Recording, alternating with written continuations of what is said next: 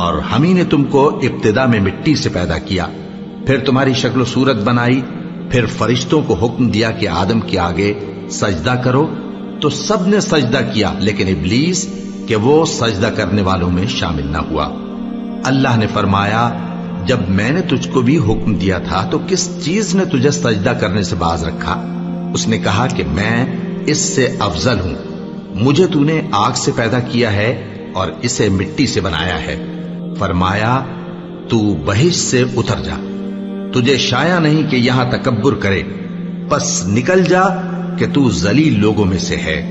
اس نے کہا کہ مجھے اس دن تک مہلت عطا فرما جس دن لوگ قبروں سے اٹھائے جائیں گے۔ فرمایا، اچھا، تجھ کو مہلت دی جاتی ہے۔ بولا کہ مجھے تو نے گمراہ کیا ہی ہے، میں بھی تیرے سیدھے رستے پر ان کو گمراہ کرنے کے لیے بیٹھوں گا، پھر ان کے آگے سے اور پیچھے سے اور دائیں سے اور بائیں سے غرض ہر طرف سے آؤں گا، اور تو ان میں اکثر کو شکر گزار نہیں پائے گا۔